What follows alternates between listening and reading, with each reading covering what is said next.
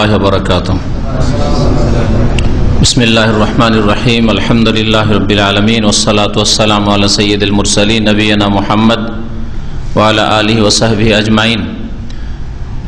अम्मा बाद फ़क़द क़ालल मुअल्लिफ़ रहिमहुल्लाहु तआला तौहीदुल उलूहिय्या व यतज़म्मनुल फ़ुसूल अत्तालिया। अल फ़स्लुल अव्वल फ़ी माना तौहीदिल उलूहिय्या व अन्नहु मौदूअ दावतिर रुसूल। अल-फ़स्लुस्सानी अश-शहादतान मानाहुमा अरकानुहुमा शुरूतुहुमा मुक़्तदाहुमा नवाक़िदुहुमा। अल-फ़स्लुस्सालिस फ़ी तशरीअ अत-तहलील व तहरीम हक़्क़ुल्लाहि तआला।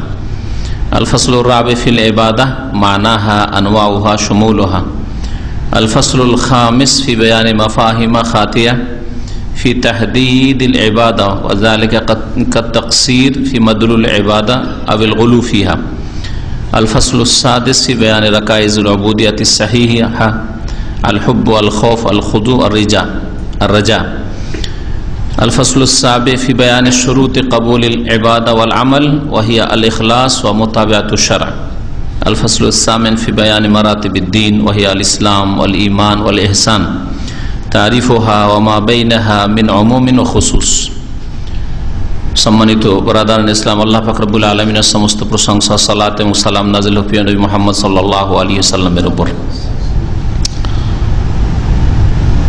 আজকের দর্সের বিষয়বস্তু হচ্ছে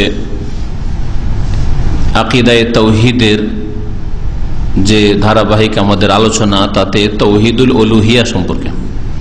তাওহীদুল উলুহিয়ার অপর নাম তাওহীদুল ইবাদা।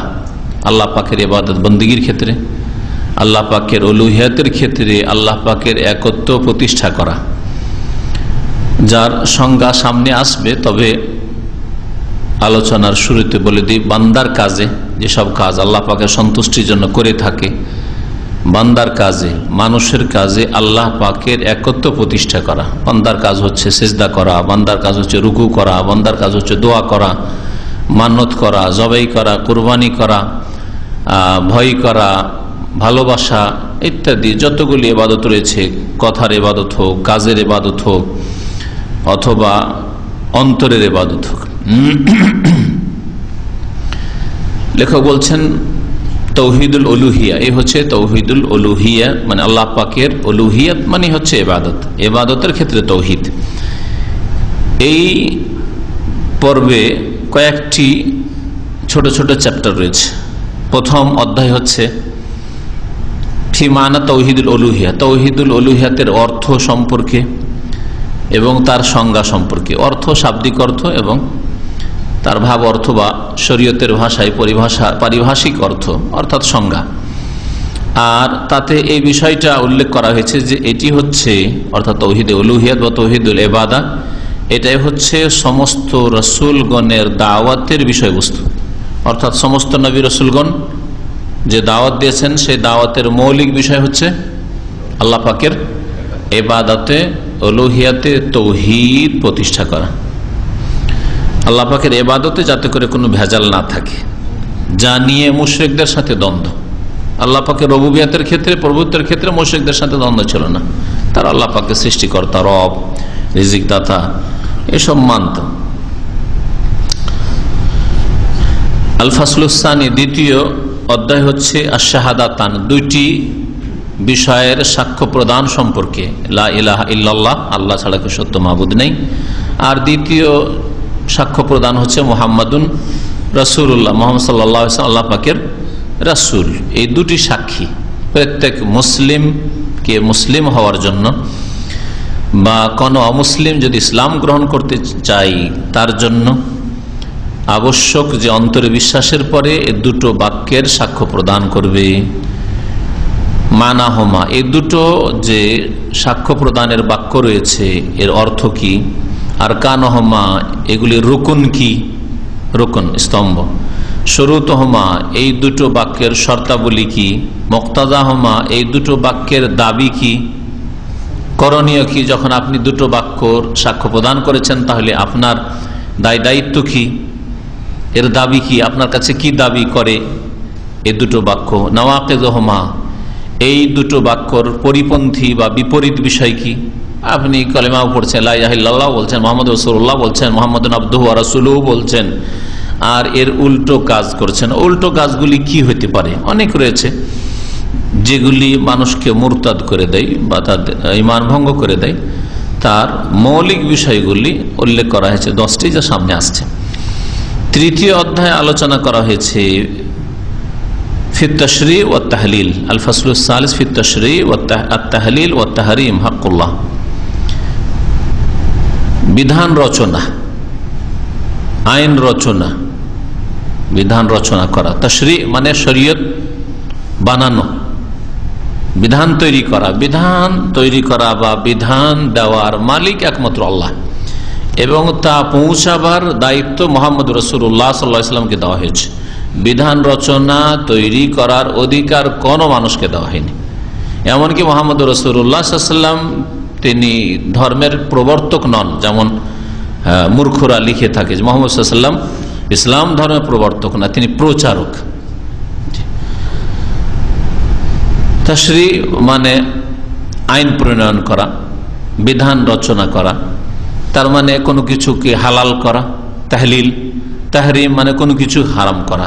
বৈধ অবৈধ করার ইখতিয়ার, এই অধিকার একমাত্র আল্লাহ পাকের। কোনটা হালাল, কোনটা হারাম, কোনটা ওয়াজিব, কোনটা ফরজ, কোনটা করণীয়, কোনটা বর্জনীয়, এটা হচ্ছে হকুল্লাহ, একমাত্র আল্লাহ পাকের হক, এটা আর কারো হক নয়। আল ফাসলুর রাবে, চতুর্থ অধ্যায় হচ্ছে ফিল ইবাদা, ইবাদত সম্পর্কে। মানাহা, ইবাদতের অর্থ কি, শাব্দিক অর্থ, পারিভাষিক অর্থ, শরীয়তে ইবাদত কাকে বলে, আনওয়াহা, ইবাদতের প্রকরণ কি, অন্তরের ইবাদত যেমন বাচনিক ইবাদত, কাজকর্মে অঙ্গ প্রত্যঙ্গের ইবাদত, সমূলহা, ইবাদতের ব্যাপকতা। ইবাদত 2-4-5টা কাজের নাম নয়, যে মসজিদে গেলে ইবাদত, আর বাইরে রাস্তাঘাটে সৎ নিয়তে ভালো কাজ করলে সেগুলি ইবাদত, এমন কথা নয়। ইবাদত অত্যন্ত ব্যাপক অর্থ রাখে। আল ফাসলুল খামিস, পঞ্চম অধ্যায় হচ্ছে ফি বায়ানে মাফাহিমা খাতিয়া ফি তাহদিদিল ইবাদা, ইবাদতের নির্ণয়ের ক্ষেত্রে বা নির্ধারণের ক্ষেত্রে ভ্রান্ত ধারণা সম্পর্কে আলোচনা করা। ইবাদতের নির্ধারণের ক্ষেত্রে ভুল ধারণা আছে, এতে ঘাটতি আছে, আর না হয় বাড়াবাড়ি রয়েছে। কেউ বাড়াবাড়ি করেছে আর কেউ এতে ঘাটতি করেছে। ওয়াজালিকা তাকসির ফি মাদুল ইবাদা, যেমন ইবাদতের অর্থে ঘাটতি করা, সীমিত করে দেওয়া। ইবাদত যেমন অমুসলিমদের কাছে চার্চে যাওয়ার নাম ইবাদত, খ্রিস্টানদের কাছে, হিন্দুদের কাছে মন্দিরের সাথে জড়িত কাজগুলি ইবাদত, হ্যাঁ, উপাসনা। আর বাকি দুনিয়াতে ফ্রি, হ্যাঁ, ব্যবসা বাণিজ্য, সুদ ঘুষ, ওখানে ইবাদত নেই, ও ধর্মকর্ম নেই। ধর্ম শুধু মন্দিরে আর চার্চে গির্জাতে সীমিত। কিন্তু ইসলামে ইবাদতের অর্থ এর চাইতে প্রশস্ত রয়েছে, এত সংকীর্ণ নয়। এটা এক ধরনের লোকদের ভুল, আর এক ধরনের লোকের বাড়াবাড়ি। আবুল গলুফিহা, ইবাদতের অর্থে বাড়াবাড়ি করেছে, এ সম্পর্কে আলোচনা করা হবে। আল ফাসলুস সাদিস, ষষ্ঠ অধ্যায় হচ্ছে ফি বায়ানে রাকাইজিল উবুদিয়াতি সাহিহা, সত্যিকার অর্থে আল্লাহ পাকের ইবাদতের ভিত কি কি জিনিসের উপর। বিশুদ্ধ ইবাদত, খালেস ইবাদত হবে, যেটা শিরক মুক্ত, বিদাত মুক্ত হবে, এর কিছু মৌলিক নীতিমালা রয়েছে, সেগুলি সম্পর্কে আলোচনা।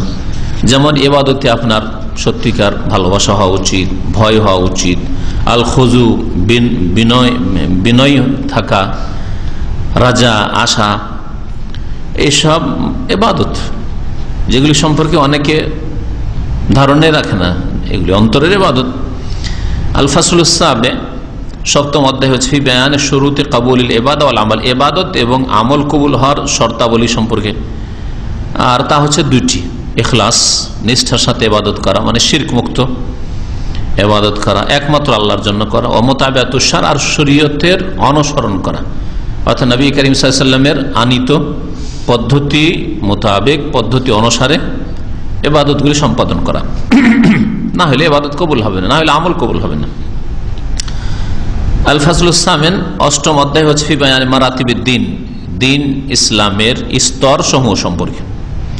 প্রথম স্তর হচ্ছে ইসলাম, দ্বিতীয় স্তর হচ্ছে ঈমান, তৃতীয় স্তর হচ্ছে ইহসান।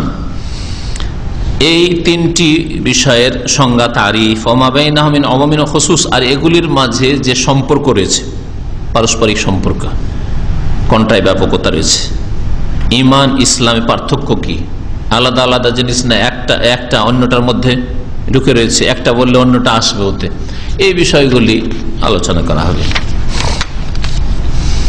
আজকের বিষয়বস্তু হচ্ছে প্রথম অধ্যায় সম্পর্কে, যে সম্পর্কে বলা হয়েছে যে তাওহীদে উলুহিয়াতের অর্থ, তাওহীদে উলুহিয়াত মানে কি, আর এই তাওহীদে উলুহিয়াতি হচ্ছে সমস্ত রাসূলগণের দাওয়াতের বিষয়বস্তু।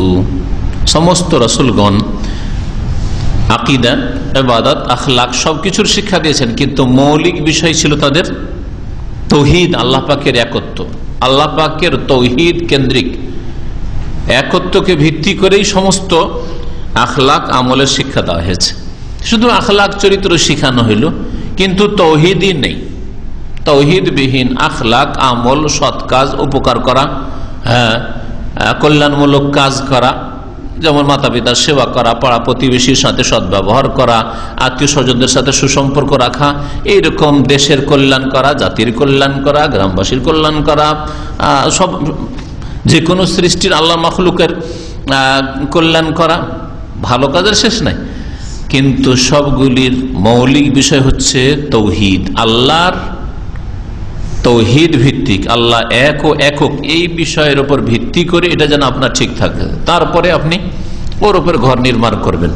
তাহলে যতগুলি ভালো কাজ হচ্ছে এগুলি একটা ঘরের যে বিল্ডিং এর বিভিন্ন ইটের মতো, বিভিন্ন মশলার মতো, কিন্তু সেই বিল্ডিং এর যে ভিত্তি আছে সেই ভিত্তিটা মজবুত হতে হবে, না হলে শুধু ইট উঠিয়ে বা অন্য মশলা দিয়ে শুধু ঘর তৈরি হয়ে যাবে না। আর সেটা হচ্ছে তাওহীদে উলুহিয়াত। তাওহীদুল উলুহিয়া, আল উলুহিয়া হিয়াল ইবাদা, আল্লাহ পাকের উলুহিয়াতের ক্ষেত্রে একত্ব মানে উলুহিয়াতই হচ্ছে ইবাদত। তার মানে যেটা বললাম যে তাওহীদে উলুহিয়াতের অপর নাম হচ্ছে তাওহীদুল ইবাদা, ইবাদতের ক্ষেত্রে তাওহীদ, আল্লাহ পাকের একত্ব। এর সংজ্ঞা কি? ওয়া তাওহীদুল উলুহিয়া হুয়া ইফরাদুল্লাহ তাআলা বিআফআলিল ইবাদ আল্লাতী ইয়াফআলুনাহা আলা ওয়াজহি তাকাররুব আল মাশরু'। তাওহীদে উলুহিয়াত বা তাওহীদে ইবাদা হচ্ছে আল্লাহ পাক রব্বুল আলামিনের একত্ব প্রতিষ্ঠা করা, ইফরাদুল্লাহ তাআলা, মহান আল্লাহর একত্ব প্রতিষ্ঠা করা, কায়েম করা, বেআফআলিল ইবাদ, বান্দার কাজে কর্মে, বান্দার কাজগুলিতে। আমি বান্দা, আমার কাজে তাওহীদ থাকতে হবে। আপনি বান্দা আল্লাহ পাকের, প্রত্যেক মানুষ আল্লাহ পাকের বান্দা, প্রত্যেক জিন আল্লাহ পাকের বান্দা, মানুষ এবং জিনকে আল্লাহ পাক তার ইবাদতের জন্য সৃষ্টি করেছেন। সুতরাং বান্দার কাজে তাওহীদ থাকতে হবে, ইফরাদুল্লাহ, আল্লাহকে এক ও একক হিসাবে মেনে নেওয়া, স্বীকার করা, অন্তরে মেনে নেওয়া, কথায় স্বীকার করা, কাজে পরিণত করা।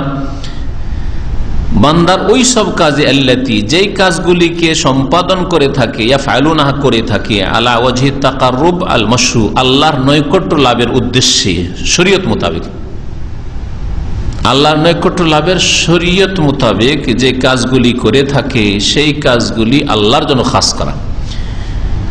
তাহলে এতে প্রথম কথা যে আল্লাহর জন্য এই কাজগুলি খাস করা, বান্দার কাজ যেগুলি নৈকট্য লাভের জন্য করছেন, আল্লাহর সান্নিধ্য লাভ করতে চান, যে কাজগুলি করেছেন সেগুলি কার জন্য হইতে হবে? একমাত্র আল্লাহর জন্য, ইফরাদুল্লাহ, একমাত্র আল্লাহর জন্য হইতে হবে। আর আল মাশরু, সেটা শরীয়তের পদ্ধতি মোতাবেক হইতে হবে, অর্থাৎ নবী করিম সাল্লাল্লাহু আলাইহি ওয়াসাল্লাম যেই পদ্ধতিতে কাজগুলি করেছেন ওই পদ্ধতিতে হইতে হবে। তাহলে এইখানেও ইবাদত বা আমল কবুল হওয়ার দুটোই শর্ত সংজ্ঞাতে মওজুদ আছে। যেমন জিকির আজকারের একটা উদাহরণ দিলে বুঝতে পারবে, কারণ জিকিরের ক্ষেত্রে বিদআতটা খুব স্পষ্ট আমাদের দেশে। জিকির হয়তো আল্লাহরই করছে, সুবহানাল্লাহ, আলহামদুলিল্লাহ, আল্লাহর জিকির করছে, কিন্তু জিকিরটা কি হইতে হবে? মাশরু, শরীয়ত মোতাবেক হইতে হবে। শরীয়ত মোতাবেক জিকির নবী করিম সাল্লাল্লাহু আলাইহি সাল্লামের হচ্ছে পূর্ণাঙ্গ বাক্য দিয়ে জিকির, সুবহানাল্লাহ, আলহামদুলিল্লাহ, লা ইলাহা ইল্লাল্লাহ, আল্লাহু আকবার, লা হাওলা ওয়ালা কুওয়াতা ইল্লা বিল্লাহ, ঠিক না? সুবহানাল্লাহি ওয়া বিহামদিহি সুবহানাল্লাহিল আযীম। কিন্তু শুধু মুফরাদ একটা শব্দের জিকির, আল্লাহু আল্লাহু আল্লাহু, ইয়া রহমান ইয়া রহমান, ইয়া রহিম ইয়া রহিম, ইয়া মালিক ইয়া মালিক, ইয়া কুদ্দুস ইয়া কুদ্দুস। এসব জিকির আছে না নেই আমাদের দেশে? এটা মশরু না, শরীয়ত সম্মত নয়। নবী করিম সাল্লাল্লাহু আলাইহি ওয়াসাল্লাম এই জিকির নিয়ে আসেননি, অসম্পন্ন। হে রহিম হে রহিম, ইয়া রহিম মানে কি? হে রহমান হে রহমান। আরে রহমান বলছো কি চাও বলো? বোকা বোকা বান্দা, কিছু বলতে জানেন না। হ্যাঁ, যেমন মায়ের সামনে যদি ছেলে এইরকম করে ইয়া মা মা মা গো মা গো, কিছু অঞ্চল আছে মা গো বলো, তাই না?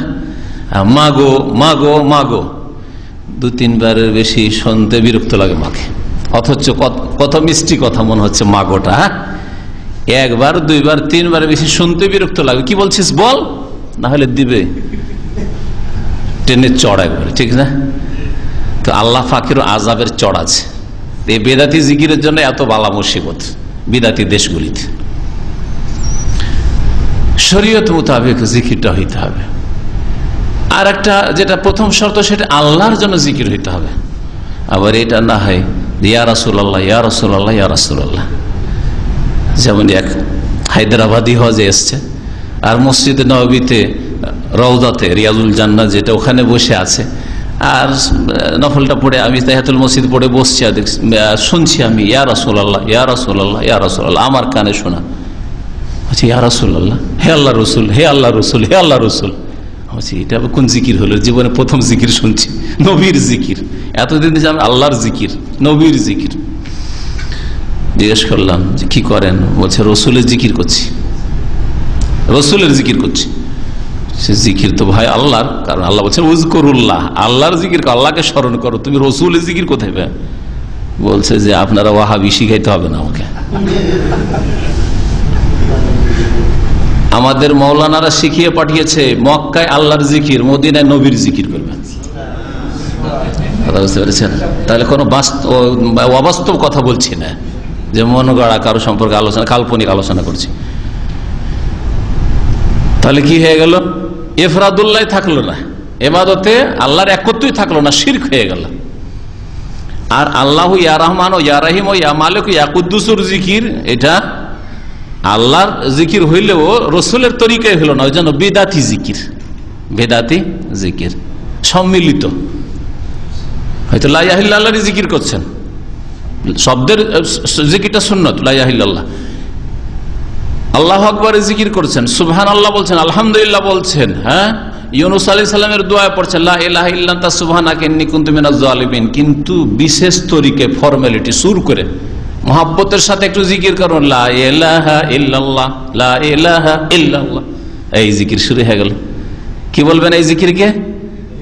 তাওহীদ থাকলো, সুন্নত নেই, বিদআতি জিকির আল্লাহ কবুল করবেন না, দ্বিতীয় শর্ত নেই। বুঝতে পেরেছেন?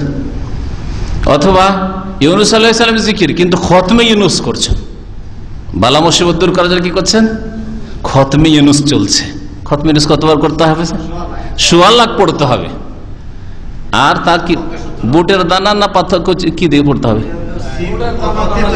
তেঁতুলের দানা, সিমের দানা দিয়ে পড়তে হবে। সিমের দানা যা দিয়ে পড়ুক। বিদআতে এক কথা, 1.25 লাখের হিসাব, যে 1.25 লাখ পড়তে হবে। আল্লাহ নির্ধারণ করলেন না পরিমাণ, নবী নির্ধারণ করলেন না, আর আপনার নির্ধারণ করলেন যে খতমে ইউনূস মানেই 1.25 লাখ। বিদআত হইল। যদিও লা ইলাহা ইল্লা আনতা সুবহানাকা ইন্নী কুনতু মিনাজ জালিমিন কোরআনী দোয়া, ইউনূস আলাইহিস সালামের দোয়া, মাছের পেট থেকে আল্লাহ নাজাত দিয়েছেন, কিন্তু বিদআতের জন্য আল্লাহ আযাব দেবেন। দুনিয়াতে আযাব দেবেন, আখিরাতে আযাব দেবেন। বুঝতে পেরেছেন এবারে? তাহলে তাওহীদ আর সুন্নাত, শিরক আর বিদআত, এই 4টা জিনিস স্পষ্ট বুঝতে পারছে, তাই না? তাওহীদ থাকতে হবে, সুন্নাত থাকতে হবে, শিরক ছাড়তে হবে, বিদআত ছাড়তে হবে। আল্লাহর জন্য করতে হবে, রসুলের তরিকা করতে হবে। হ্যাঁ, আল্লাহ ছাড়া অন্যের জন্য করা যাবে না, রসুলের তরিকা ছাড়া অন্য কারো তরিকা করবেন না। যে এটা হচ্ছে তিস্তিয়া তরিকার জিকির, এটা হচ্ছে সাবেরিয়া তরিকার জিকির, এটা হচ্ছে গাঙ্গুহি তরিকার জিকির, এটা হচ্ছে মোজাদ্দেদ আলফেসানি মোজাদ্দেদিয়া তরিকার জিকির, এই সব চলবে না। তরিকা একমাত্র মুহাম্মদ সাল্লাল্লাহু আলাইহি ওয়াসাল্লামের লাগবে।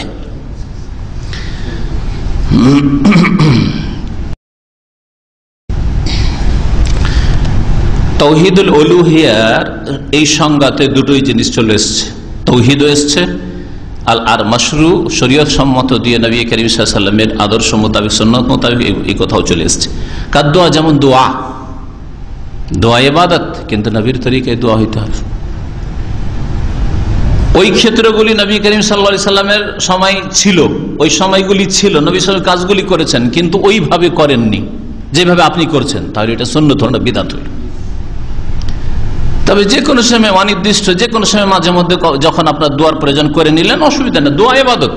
তাহলে শরীয়তে দোয়াই হচ্ছে ইবাদত, কিন্তু নবী করিম সাল্লাল্লাহু আলাইহি সাল্লাম হয় ওই জায়গাটাতে দোয়া করেছেন, ওই জায়গাটি পেয়েছেন আর দোয়া করেছেন, আর না হলে সাধারণ জায়গায় মাঝে মধ্যে কখনো করলেন। কিন্তু যখন নিয়মিত আপনি কন্টিনিউ করা শুরু করবেন, এমন একটা জায়গায় দোয়া, ওই জায়গাটা নবীর জামানাতে ছিল কিন্তু নবী করেননি, তখন ওর নাম হবে বিদআত। এই কথাটা আমার বুঝে নিলে, এটা কায়দা নীতিমালা বুঝে নিলে, নবীর জামানায় ওই জায়গাটা ছিল, নবী কেন দোয়া করেননি, আপনি কেন করবেন? নবী করিম সাল্লাল্লাহু আলাইহি সাল্লামের সাথে সাহাবীরা নামাজ পড়েছেন, মুসল্লি নিয়ে জামাত করেছেন, সম্মিলিত একসাথে ইমাম মুক্তাদি মিলে কেন সাহাবীরাকে নিয়ে দোয়া করেন, আপনি কেন করবেন? এবার বুঝতে পারছেন? আর এমনি দোয়া, হ্যাঁ দোয়া একরকম হচ্ছে, নবী ওই জায়গাটাই করেছেন। যেমন বেতরের নামাজে রুকুর আগে বা পরে নবী সাল্লাল্লাহু আলাইহি ওয়াসাল্লাম কুনুতে দোয়া করেছেন। হ্যাঁ, বালা মুসিবত আসলে ফজরের নামাজে রুকু থেকে উঠে কুনুতে নাজেলা করেছেন। হ্যাঁ, নবী করিম সাল্লাল্লাহু আলাইহি ওয়াসাল্লাম তাশাহুদ দরুদ সেরে সালামের আগে দোয়া করেছেন, সেজদায় নবী করিম সাল্লাল্লাহু আলাইহি ওয়াসাল্লাম পড়ে পড়ে দোয়া করেছেন। আপনি করুন তাহলে এগুলো। আর যেই জায়গাগুলো তো নবী সাল্লাল্লাহু আলাইহি ওয়াসাল্লাম করেননি, আপনার কখনো প্রয়োজন আপনি একা একা করেন, কিন্তু একটা খাস তরিকা দিবেন, একসাথে করবো আমরা। ইমাম সাহেব আপনি দোয়া করুন, আমরা আমিন আমিন বলবো, অথচ ওই জায়গাটা নবীর জামানাতে ছিল, একদিনও কখনো করেননি, এটা চলবে না। যেমন মাহফিল শেষ হলে একসাথে মোনাজাত, ফরজ নামাজ শেষ হলে একসাথে মোনাজাত, হ্যাঁ খাওয়া দাওয়া কোথাও কোনো বাসাতে দাওয়াত দিয়েছে সেজন্য একসাথে মোনাজাত, বাড়িওয়ালাকে খুশি করার জন্য। আর বাড়িওয়ালা খুশি করার নিয়ত হোক আর নাই হোক, যেটাই হোক না কেন, কিন্তু নবী সাল্লাল্লাহু আলাইহি ওয়াসাল্লাম দাওয়াত খেয়েছেন না খাননি? খেয়েছেন না খাননি? নবী সাল্লাল্লাহু আলাইহি ওয়াসাল্লাম দাওয়াত খেয়েছেন আর একসাথে দোয়া করেছেন, তাহলে ওই ক্ষেত্রটা নবী পেয়েছেন। এইরকম জায়গায় এসছেন নবীর জামানায়, নবী সাল্লাল্লাহু আলাইহি ওয়াসাল্লাম একসাথে এরকম দোয়া করেন নাই, যার বাড়ি খেয়েছেন তার বাড়ির জন্য। তবে নবী সাল্লাল্লাহু আলাইহি ওয়াসাল্লাম দোয়া করেছেন, বিসমিল্লাহ বলে শুরু করেছেন, খাবার শেষে বাড়িওয়ালাকে দোয়া দিয়েছেন, আল্লাহুম্মা বারিক লাহুম ফিমা রাযাকতাহুম ওয়াগফির লাহুম ওয়ারহামহুম, হাত না উঠিয়ে, আল্লাহুম্মা আতিমান আতামান ওয়াসকিমান সাকানা, আফতার ইনদাকুমুস সাইমুন ওয়া কালা তামাকুমুল আবরার ওয়া সাল্লাত আলাইকুমুল মালায়েকা। নবীও দোয়া দিয়েছেন এই তরিকা, আপনি ওই তরিকায় দোয়া দেন। ঘাটতি না হয় বাড়তি, কিছু লোকের আছে পেট ভর্তি করে খেয়ে ফেললেন, আর একটা তিনটে দোয়া বলে একটাও দোয়া পড়লেন না, খেয়ে দে কাপড় ঝাড়া দিয়ে চলে আসলেন, নড়তেই পারেন না, হেঁটে আর বাসায় যেতে পারবেন না, গাড়ি খুঁজছেন। এইটাও যেমন ঘাটতি, তেমন বাড়তি হচ্ছে যে না, যখন খেলাম তো একটু মোনাজাত দিয়ে যেতে হবে, একসাথে মোনাজাত হতে হবে। বুঝতে পেরেছেন? ঘাটতিও করবেন না আর বাড়তিও করবেন না, যেইভাবে ইসলাম এসেছে ওইভাবে পালন করার চেষ্টা করেন, তাহলে 1400 বছর আগের ইসলাম আর এখনকার ইসলামে কোনো পার্থক্য থাকবে না। আর আমাদের দাওয়াতই হচ্ছে এটা, যে আমরা মানব জাতিকে, বিশেষ করে মুসলিমদেরকে সেই ইসলামের দিকে ফিরিয়ে নিয়ে যেতে চাই যে ইসলামের ওপর মুহাম্মদ রাসূলুল্লাহ সাল্লাল্লাহু আলাইহি ওয়াসাল্লাম তার সাহাবায়ে কেরামগণকে ছেড়ে গেছে। এটা হচ্ছে ইসলাম। আর তারপরে ইসলামের ওপর যে রং চড়েছে, মরিচ মশলা দেওয়া হয়েছে, এগুলো সব বিদআত, ওগুলো চলবে না। ওই ইসলামের দিকে ফিরে যান। আর এই কথাই আমি মনে করি কোন একটা মুসলিমের দ্বিমত থাকা উচিত নয়, যে আপনাদের সকলকে বলছি যে সেই ইসলামের দিকে ফিরে চলুন যে ইসলামের ওপর সাইয়্যিদুল মুরসালিন খাতামুন নবীন মুহাম্মদ রাসূলুল্লাহ সাল্লাল্লাহু আলাইহি ওয়াসাল্লাম মানুষকে ছেড়ে গেছে। সেই জামানায় মুসলিম বেনামাজি কল্পনায় ছিল না, একজন বেনামাজি আমরা মুসলিম সমাজে দেখতে চাই না, প্রত্যেককে নামাজ পড়তে হবে, ঠিক না? সেই জামানায় কোনো মাজার ছিল না, একটিও মাজার থাকা চলবে না। সেই জামানায় কোনো পীর ছিল না, একটিও পীর থাকা চলবে না। সেই জামানায় মযহাবি গোড়ামি মযহাবের নাম পর্যন্ত ছিল না, মযহাব শুধুমাত্র ইসলাম থাকবে। একটি দলের বেশি কোনো দল ছিল না, সুতরাং উম্মাত ওয়াহিদা একটি দল থাকবে। মন্দ কথা নাকি? মন্দ কথা? একজন বিবেকবান মানুষ স্পষ্ট কথাগুলি বুঝতে পারবে যেটা হচ্ছে ইসলাম। আসলে একটি দল চাই, একটি নাম চাই, এত নাম চাই না, আর এই গোড়ামি চাই না, এই টানাটানি চাই না, নিজের দলের দিকে ডাকবে। মুসলিম হইলে এখন তারপরে মুসলিম হওয়ার জন্য এতটা যথেষ্ট না, এখন আরেকটা কিছু হইতে হবে, আর একটা কিছু হইতে হবে, এইসব কোর্স কিছু নেই। মুসলিম হইতে হবে, কোরআন এবং হাদিসকে মজবুত করে ধরতে হবে, কোরআন এবং হাদিসকে মজবুত করে ধরলেই যথেষ্ট।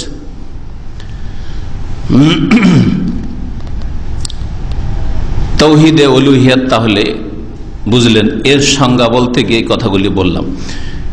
আল্লাহ পাক রব্বুল আলমিনের জন্য বান্দার কাজে একত্ব প্রতিষ্ঠা করা, ওই সব কাজগুলিতে যেই সব কাজগুলি আল্লাহর সান্নিধ্যের জন্য বান্দা করে থাকে শরীয়ত সম্মত, যেমন দোয়া, যেমন মানত নাজর, ও নাহার যেমন জবাই করা। নাহার মানে হচ্ছে জবাই করা, তো নাহার আর জবাহ আরবিতে জবাহ হয়, তাই না? তো জবাহ বলা হয় যদি পশুকে শুইয়ে দিয়ে জবাই করা হয় তো ওকে জবাই করা বলা হয়, জবাহ বলা হয়, জবাহ জবাহ। আর নাহার বলা হয় পশু দাঁড়িয়ে থাকা অবস্থায়, পশুর তিনটা পা বাঁধা আছে, আর দাঁড়িয়ে থাকা অবস্থায় যদি মারা হয়, ছোড়া মেরে যদি রক্ত প্রবাহিত করা হয়, এটাকে বলা হয় নাহার বলা হয়। উটের জবাইয়ের ক্ষেত্রে সুন্নতি তরিকা হচ্ছে উট দাঁড়িয়ে থাকে ওই অবস্থায় জবাই করা। জবাই করা মানে ছোড়া ঢুকিয়ে দেওয়া, হুলকুমে, এইভাবে জবাই করা। আর তারপরে যখন পড়ে যায় ফায়জা ওয়াজাবাত জুনুবুহা, যখন পড়ে যাবে উটটা, আল্লাহ সূরা হজে বলছেন ফাকুলু মিনহা, কুরবানির গোশত যদি হয় তো তোমরাও খাও, ওয়া তামুল কানিয়া ওয়াল মুতার, আর যে চাইতে আসে তাকেও দাও, আর যে চাইতে না আসে লজ্জা করে অভাবী তাকেও খাও। আল কানি ওয়াল মুতার ফায়জা ওয়াজাবাত জুনুবুহা। তাহলে বোঝা গেল যে জবাইটা কখন হয়েছে? দাঁড়িয়ে থাকা অবস্থা হয়েছে, ফায়জা ওয়াজাবাত জুনুবুহা। তারপর যখন পড়ে যাবে, এর আগে শুনেছেন পার্থক্য? উট জবাই করা যারা দেখেছেন তারা জানেন, দেখেছেন না? দাঁড়িয়ে থাকা অবস্থায় জবাই করে না, করে না, ছড়া দিয়ে দিল। হ্যাঁ, এটা হচ্ছে সুন্নতি তরিকা। তবে উল্টো পাল্টা করা জায়েজ হয়েছে, উল্টো পাল্টা করা জায়েজ রয়েছে, কিন্তু অনুত্তম। কেউ যদি উটকে ফেলে দিয়ে জবাই করে জায়েজ, কিন্তু অনুত্তম কাজ হলো। কেউ যদি গরুকে দাঁড়িয়ে থাকা অবস্থায় ছড়া মেরে ওইভাবে উটের মতো করে জবাই করে তো জায়েজ, হালাল হয়ে যাবে। বিসমিল্লাহ আল্লাহু আকবার পড়লি, হ্যাঁ, আল্লাহর নাম নিলেই হলো, ইসমুল্লাহ, আল্লাহর নাম নিতে হবে। কিন্তু সুন্নতের খেলাফ কাজ করলো, খাসি, মোরগ আর কি বলছে এই ধরনের যেগুলি হালাল পশু, উট ছাড়া সবগুলিকে জবাই করা সুন্নত, তবে নাহার করা জায়েজ। আর উটকে নাহার করা সুন্নত, মানে দাঁড়িয়ে থাকা অবস্থায় রক্ত প্রবাহিত করা সুন্নত, তবে জবাই করা, ফেলে দিয়ে জবাই করা জায়েজ। এখানে নাহারের জন্য উল্লেখ করেছেন কোরআনে কারীম, আল্লাহ নাহার বলেছেন। হ্যাঁ, ফাসাল্লি লিরাব্বিকা ওয়ানহার, সূরা কাউসারে আছে, হে নবী তোমার রবের উদ্দেশ্যে সালাত আদায় করো, ওয়ানহার, আর রবের উদ্দেশ্যে কি করো? জবাই করো। ওয়ানহার মানে ওয়াজবাহ, জবাই করো। ওয়ার রাজা, এবং আশা করা, ওয়াল খৌফ, ভয় করা, ওয়া তাওয়াক্কুল, আস্থা ভরসা করা, ওয়ার রাগবা, আর অভিমুখী হওয়া, ধাবিত হওয়া, ওয়ার রাহাবা, ভয় করা, ওয়াল ইনাবা, আর ঝাঁপিয়ে পড়া বা আল্লাহ অভিমুখী হওয়া, এনাবা রাগবা, এগুলি কাছাকাছি অর্থ। ওয়াহাজার নাও মিনাত তাওহীদ, এই তাওহীদের এই প্রকরণটি হচ্ছে হুয়া মওদু দাওয়াতির রাসূল মিন আউয়ালিহিম ইলা আখিরিহিম, শুরু থেকে শেষ পর্যন্ত যত রাসূলগণ এসেছেন সমস্ত রাসূলগণের দাওয়াতের বিষয়বস্তু হচ্ছে তাওহীদের এই প্রকরণটি, অর্থাৎ তাওহীদে উলুহিয়াত বা তাওহীদে ইবাদত, আল্লাহ পাকের ইবাদত বন্দেগীতে তাওহীদ প্রতিষ্ঠা করা। রাসূলদের মৌলিক বিষয়বস্তু কেন? এই জন্য যে রাসূলরা যখনই এসেছেন দেখেছেন যে মুশরিকরা আল্লাহকে রব মানছে। আসমান জমিন কে সৃষ্টি করেছে? পাহাড় পর্বত কে সৃষ্টি করেছে? গরু ছাগল উট তোমাদের কে সৃষ্টি করেছে? এই রিজিক উপজীবিকা তোমাদেরকে কে দিচ্ছে? বলতো আল্লাহ। এই মর্মে গত আলোচনাতে অনেকগুলি আয়াত এসছে, মনে আছে আশা করি, যে আরো মুশরিকরা যাদের জন্য শেষ নবী মুহাম্মদ সাল্লাল্লাহু আলাইহি ওয়াসাল্লামকে পাঠানো হয়েছে তারাও মানতো যে রিজিক দাতা, আসমান জমিনের সৃষ্টিকর্তা, পাহাড় পর্বতের সৃষ্টিকর্তা কে? আল্লাহ। এই লাত উজ্জা মানাত আমাদের দেবদেবীরা এইসব সৃষ্টি করেনি, তবে আমাদের ইবাদতের কিছু হক আল্লাহর, কিছু হক হচ্ছে আমাদের দেবদেবীর। ইবাদতে শিরক করতো, যার ফলে যে বিষয়টা নিয়ে দ্বন্দ্ব, যেই বিষয়ে রোগ ছিল, ভুল ছিল, সেই বিষয়টা সংশোধনের জন্য নবী রাসূলগণ এসেছেন। তাদের দাওয়াতের মৌলিক বিষয়বস্তু সেটা ছিল, যেটা নিয়ে দ্বন্দ্ব ছিল। আর যে বিষয়ে দ্বন্দ্ব না, আমিও যেটা মানি ওরাও সেটা মানে, তা দ্বন্দ্ব কিসের আছে?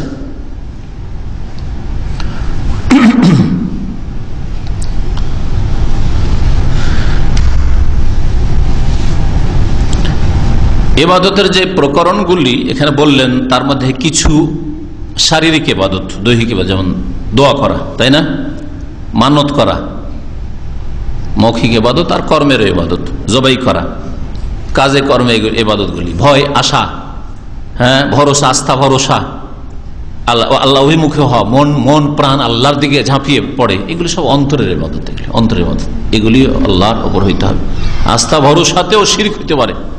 আপনার পুরোপুরি আস্থা যদি দুনিয়ার যে সোর্সগুলি আছে, মাধ্যমগুলি আছে, ওর উপর যদি হয়, যে কোনো ক্ষেত্রে টাকার বলে আপনি চলছেন, হ্যাঁ, নেতার বলে আপনি চলছেন, চাকরির বলে আপনি চলছেন, এইরকম কথা যারা বলে অথবা মনে করে, মুখে প্রকাশ না করলেও আসলে মনে ওগুলি কথা আছে, সবকিছু তার আশা ভরসা হচ্ছে তার চাকরি, তাহলে এগুলি শিরক, অন্তরে শিরক। কখনো এরকম হওয়া উচিত নয়। গায়ে জোর আছে, এর উপর তার বল আছে, শিরক। নিজের উপর ভরসা করলো, সে আল্লাহর উপর তাওয়াক্কুল করলো না। কিন্তু আল্লাহ পাক যে দুনিয়ার ক্ষমতাগুলি দিয়েছেন সেগুলিকে ব্যবহারও করতে হবে, আর মনের আস্থা ভরসা কার উপর হইতে হবে? একমাত্র আল্লাহর উপর। আল্লাহ যদি না করেন, আমি গায়ের বল দিয়ে কিছুই করতে পারবো না। আল্লাহ যদি আমাকে তৌফিক না দেন, আমার চাকরি দিয়ে কিছুই করতে পারবো না। আল্লাহ যদি তৌফিক না দেন, তো আমার টাকা পয়সা দিয়ে কিছুই হবে না। আল্লাহ যদি আমার ছেলেকে অমুক ইউনিভার্সিটি ডাক্তারিতে অমুকে তোমাকে কবুল নাই করেন, ইউনিভার্সিটিতে না কবুল করেন, তাহলে হ্যাঁ, আমার এই চেষ্টা দিয়ে আর আমার এত পরিচিতি দিয়ে, সোর্স দিয়ে কিচ্ছু হবে না। এটা হচ্ছে তাওয়াক্কুল। আসলে কর্ম করেন, কর্মহীনতার নাম তাওয়াক্কুল না। কাজকর্ম করবেন না, আল্লাহ ভরসা, এটাও ভুল। আবার কর্ম করতে হবে আর আল্লাহর ভরসা রাখতে হবে। তো এইগুলি হচ্ছে ইবাদত, সবগুলিকে বুঝতে হবে। এইরকম আরো বেশ কিছু ইবাদত, সবগুলিকে এখানে গণনা করানো হয়নি। মহান আল্লাহ ইরশাদ করেছেন, ওয়ালাকাদ বাআসনা ফি কুল্লি উম্মাতির রাসূলাহ। সমস্ত রাসূলগণের দাওয়াতের মৌলিক বস্তু যে তাওহীদ ইবাদত ছিল, এর দলিল হিসাবে দুটি আয়াত এখানে পেশ করেছেন। প্রথম আয়াত আল্লাহ ইরশাদ করেছেন, নিঃসন্দেহে আমি প্রেরণ করেছি প্রত্যেক জাতিতে একজন করে রাসূল। আনি আবুদুল্লাহ, এই কথা নিয়ে, এই মর্মে, এই উদ্দেশ্যে যে তারা প্রচার করে দেবে, তাদেরকে আমি বলেছি। যেমন এখানে উজ্জ আছে যে বলো তোমরা, হে নবীরা বলো, আনে আবুদুল্লাহ, যে হে মানুষ তোমরা আল্লাহ পাকের ইবাদত করো, ওয়াজতানিবুত তাগুত, আর তাগুত থেকে বেঁচে থাকো। আল্লাহর ইবাদত করো আর তাগুত থেকে, মানে আল্লাহ ছাড়া অন্য থেকে বেঁচে থাকো। এটা হচ্ছে লা ইলাহা ইল্লাল্লাহর অর্থ। লা ইলাহা নেই কেউ ইল্লাল্লাহ, একমাত্র আল্লাহ ছাড়া। তাহলে আল্লাহর ইবাদত করো ইল্লাল্লাহ, আর আল্লাহ ছাড়া কেউ নেই। ওয়াজতানিবুত তাগুত মানে অন্যগুলিকে অস্বীকার করো, লা বলো সেগুলিকে, না আর কেউ নেই, আর কাউকে আমার ইবাদত দিতে পারি না। ওয়াকালা তাআলা, মহান আল্লাহ ইরশাদ করেছেন, এই আয়াতটি হচ্ছে কোন সূরার বলতে পারেন? সূরা নাহল, আয়াত নম্বর 36। ওয়াকালা তাআলা, মহান আল্লাহ ইরশাদ করেন, ওমা আরসালনা মিন ক্বাবলিকা মিন রাসূলিন ইল্লা নূহি ইলাইহি আন্নাহু লা ইলাহা ইল্লা আনা ফা'বুদুন। ওমা আরসালনা মিন ক্বাবলিকা, হে নবী তোমার পূর্বে আমি এমন কোন রাসূল পাঠাইনি। মিন ক্বাবলিকা মিন রাসূলিন, তোমার পূর্বে এমন কোন রাসূল পাঠাইনি। ইল্লা নূহি ইলাইহি, যাকে আমি ওহী করিনি। অর্থাৎ প্রত্যেক নবীকে যে পাঠিয়েছি তাকে ওহী করেছি। কি বলে ওহী করেছি? আন্নাহু লা ইলাহা, যে আল্লাহ ছাড়া কেউ ইলাহ নেই, ইল্লা আনা, লা ইলাহা, কোন ইলাহ নেই, ইল্লা আনা, আমার ছাড়া, আমার ছাড়া কোন ইলাহ। লা ইলাহা ইল্লা আনা মানে লা ইলাহা ইল্লাল্লাহ, তাই না? লা ইলাহা ইল্লা আনা, আমি ছাড়া কেউ ইলাহ নেই, আল্লাহ বলছেন। তার মানে লা ইলাহা ইল্লাল্লাহ, আল্লাহ ছাড়া কেউ ইলাহ নেই। ফাবুদুন, যখন আল্লাহ ছাড়া কেউ ইলাহ নেই, আর ইলাহ মানে মাবুদ, সুতরাং ইবাদত কার করবে? ফাবুদুন, সুতরাং আমারই ইবাদত করো। ফাবুদুনি ছিল, এজন্য নুনের নিচে জের কাসরা আছে না? আসলে ছিল ফাবুদুনি, ইয়াটাকে হজফ উজ্জ করে দেওয়া হয়েছে, যার প্রমাণস্বরূপ নুনের নিচে জের রেখে দেওয়া হয়েছে, ফাবুদুনি। আর না হলে লেখেন নুন তো প্রয়োজনই নেই, আমরের সেগা, তাহলে নুনটা কিসের? নুনটা নুনে এরাবি নাই, এটাকে বলা হয়েছে নুনে ওয়েকায়া। এই নুনটা কি বলা হয়? ফাবুদুনি, নুনে ওয়েকায়া। ইয়া তার পাশে কাসরা চাই, ইয়া উখতে কাসরা, তো যদি এই নুনটা না নিয়ে আসা হয়তো, নুনে কাসরা হয়েছে ফাউদুনি, নুনটা যদি না নিয়ে আসা হইতো তাহলে ফাবুদু যে আছে দালকে কাসরা হইতো, তো দালকে কাসরা দিয়ে কেমন করে পড়তেন? হ্যাঁ, দু আছে, তাহলে ওয়াও কোথায় যেত, তাই না? এদিকে দালের পরে ওয়াও আছে, ওয়াও চাই যে আমার পাশে পেশ হবে, কারণ ওয়াওকে পেশ চাই, দম্মা চাই, দম্মা। আর ওইদিকে ইয়া যেহেতু এসছে আমার, ইয়া মানে আমার, ইয়া এসছে তো ইয়া চাই জের, তাহলে জের আর দম্মার লড়াই শুরু হয়ে যেত। সেই জন্য এই নুনটাকে বলা হয় নুনে ওয়াকায়া। এই নুন গ্রামারে বলা হয়, এটা ওই যে ইয়া কাসরা চেয়েছে, কাসরাটা কার ওপর দিতে হবে, তো একটা নুন এনে ওর হক আদায় করা যাক। নুনের ইয়াটাকে হজফ করা হয়েছে, নুনের কাসরা রেখে দেওয়া হয়েছে, যাতে করে বুঝতে পারা যায় যে এরপর একটা ইয়া আছে, ফাবুদুনি ছিল।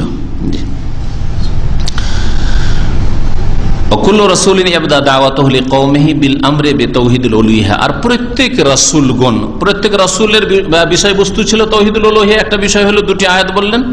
আর প্রত্যেক রাসূল দাওয়াত অনেক কিছুর দিয়েছেন, যেমন একটু আগে বললাম, দাওয়াত দিয়েছেন আকীদার, দাওয়াত দিয়েছেন ইবাদতের, দাওয়াত দিয়েছেন আখলাক চরিত্রের।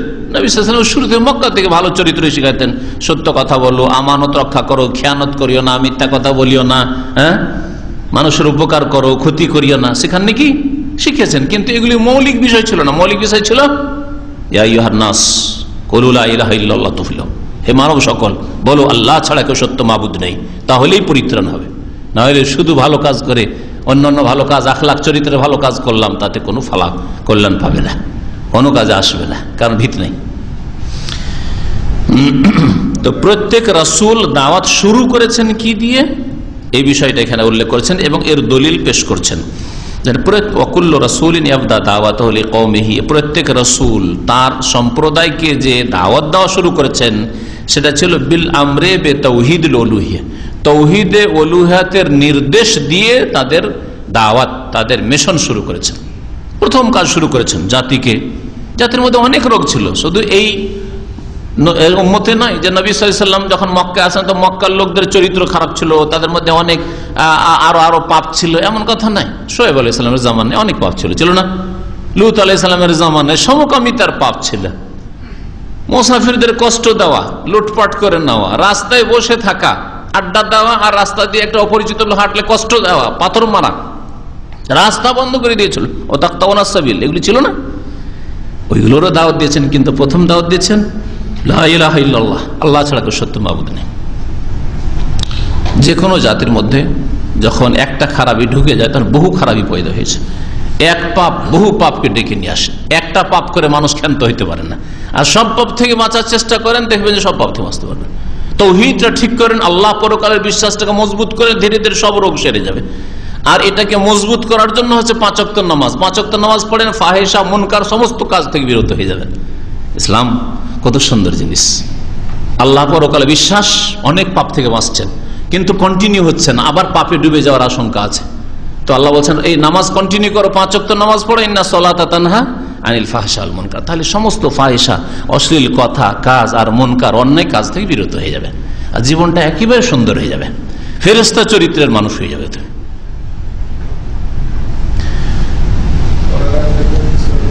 হ্যাঁ, পরের আয়াতটা ঠিক, পরের আয়াত হচ্ছে সূরা আম্বিয়ার।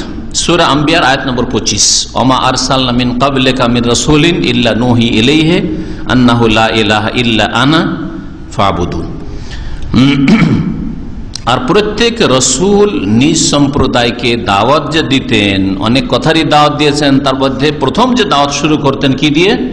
তৌহিদে উলুহিয়াত বা তৌহিদুল ইবাদা, আল্লাহর ইবাদতে তৌহিদ কায়েম করো, শিরিক করিও না।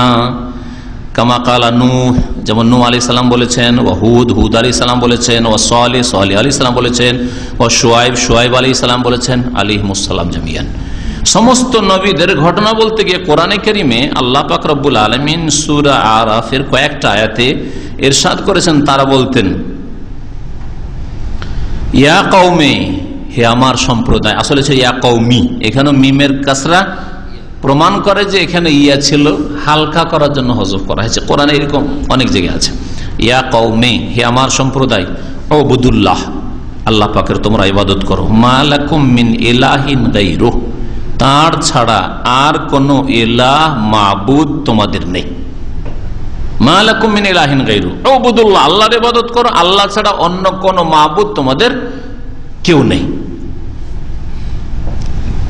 ইতিবাচক নেতিবাচক, পজিটিভ নেগেটিভ, আল্লাহর ইবাদত করো, অন্য কেউ নেই। এখান থেকে শুরু করেছেন সমস্ত নবী রাসূলগণ। সূরা আরাফের আয়াত নম্বর 59 রয়েছে, 65 রয়েছে, 73 রয়েছে, 85 রয়েছে। কয়েকজন নবীর কথা বলা হয় না, নূহ আলাইহিস সালামের কথা রয়েছে, তারপরে হুদ, সালেহ, শুআয়ব, এই আয়াতগুলিতে। ইব্রাহিম আলাইহিস সালামের কথা কোরআনে আল্লাহ উল্লেখ করে, ইব্রাহিম ইয ক্বালা লিকওমিহি উবুদুল্লাহ ওয়াত্তাকুহু। ইব্রাহিম আলাইহিস সালামের কথা স্মরণ করো, যখন তিনি নিজ সম্প্রদায়কে বলেছিলেন উবুদুল্লাহ, তোমরা আল্লাহ পাকের ইবাদত করো, ওয়াত্তাকুহু, এবং তাকেই ভয় করো, তাকেই ভয় করো। দেবদেবীকে ভয় করিও না, কবর মাজারকে ভয় করিও না, পীর মুর্শিদকে ভয় করিও না, যে তাদের দরগাহে যেতাম, যদি না যায় অসন্তুষ্ট হয়ে যায় কি যে মার পড়ে। হ্যাঁ, জিনের পূজা করিও না, যে জিনের উপদ্রব আছে, জিনকে খুশি যদি না করি, তাবিজ তোমার না করি, হ্যাঁ বাড়ি বন্ধ না করি, সব করিও না। ওয়াত্তাকু, তাকেই ভয় করো। এই আয়াত রয়েছে সূরা আনকাবুতে, সূরা আনকাবুতের আয়াত নম্বর 16। মুহাম্মদ সাল্লাল্লাহু আলাইহি ওয়াসাল্লাম সম্পর্কে আয়াত নেন, আল্লাহ পাক বলছেন ওয়া আনজালা আলা মুহাম্মাদিন সাল্লাল্লাহু আলাইহি ওয়াসাল্লাম, আর আল্লাহ পাক রব্বুল আলামিন মুহাম্মদ সাল্লাল্লাহু আলাইহি ওয়াসাল্লামের উপর নাযিল করেছেন, কুল ইন্নী উমিরতু আন আবুদাল্লাহ, হে নবী তুমি ঘোষণা করে দাও যে আমাকে নির্দেশ দেওয়া হয়েছে যে আন আবুদাল্লাহ, যে আমি আল্লাহ পাকের যেন ইবাদত করি, মুখলিসান লাহুদ্দিন, তার জন্য আনুগত্যকে, দ্বীনকে নিখুঁত নির্ভেজাল করি, খালিস করে। তাহলে নবী করিম সাল্লাল্লাহু আলাইহি ওয়াসাল্লামও মানুষকে ঘোষণা করে জানিয়ে দিয়েছেন যে আমাকে আল্লাহ নির্দেশ কি দিয়েছেন, যে আমি যেন নিখুঁত নির্ভেজাল করি দ্বীনকে, আল্লাহর জন্য শিরক মুক্ত করি। নবী করিম সাল্লাল্লাহু আলাইহি ওয়াসাল্লামের হাদিস শুনেন, এই আয়াত কোথায় রয়েছে? সূরা জুমার আয়াত নম্বর 11। ওয়াকালা রাসূলুল্লাহ সাল্লাল্লাহু আলাইহি ওয়াসাল্লাম বলেছেন, উমিরতু আন উকাতিলান নাস, আমাকে নির্দেশ দেওয়া হয়েছে। কে নির্দেশ দিয়েছেন? আল্লাহ নবীকে নির্দেশ দিয়েছেন। আন উকাতিলান নাস, যে মানুষের বিরুদ্ধে আমি যেন যুদ্ধ করি, আমি যেন লড়াই করি। নবী সাল্লাল্লাহু আলাইহি ওয়াসাল্লামকে আল্লাহর পক্ষ থেকে নির্দেশ দেন, নবী সাল্লাল্লাহু আলাইহি ওয়াসাল্লাম নিজের পক্ষ থেকে করেননি। এটা মন্দ নয়, কিন্তু এটাকে বুঝতে হবে, প্রত্যেকের বিরুদ্ধে নয়। কিন্তু ক্যান্সার বা এমন রোগ, এমন অ্যাক্সিডেন্ট যে এখন না করলে হবে না, তাহলে যে ডাক্তারদের চিফ, হ্যাঁ ডিপার্টমেন্টের প্রধান, সে ডাক্তার নির্দেশ দিচ্ছে এই রোগীর অস্ত্রোপচার করতে হবে, তো কি ডাক্তার অপরাধী না? অপরাধী। শরীরের হেফাজতের জন্য যখন অস্ত্রোপচার করে হাত পা কেটে ফেলে দেওয়া হয়, তখন ডাক্তার অপরাধী হয় না। আর মানব সমাজের ক্যান্সার দূর করার জন্য আরো বড় বড় রোগ রয়েছে, যেই রোগগুলি আর দ্বীন ইসলামের ঔষধ বড়ি দিয়ে, হ্যাঁ, আর ভালো পথ্য দিয়ে, ভালো খাবার দিয়ে আর রোগগুলি ভালো করা গেল না, তখন আল্লাহ পাকের নির্দেশ, যিনি আহকামুল হাকিমিন, ডাক্তারদের ডাক্তার, তিনি নির্দেশ দিয়েছেন যে কাতিলুল্লাযিনা লা ইউমিনুনা বিল্লাহি ওয়ালা বিল ইয়াউমিল আখির। এইরকম যাদের ক্যান্সার হয়ে গেছে, এমন রোগ হয়ে গেছে যে আর অস্ত্র ব্যবহার না করে কি হবে না, কোনো চিকিৎসা নেই, ওষুধ বড়ি দিয়ে কাজ হবে না, ওয়াজ উপদেশ দিয়ে কাজ হবে না, কোরআন দিয়ে হবে না, এখন সুলতান লাগবে।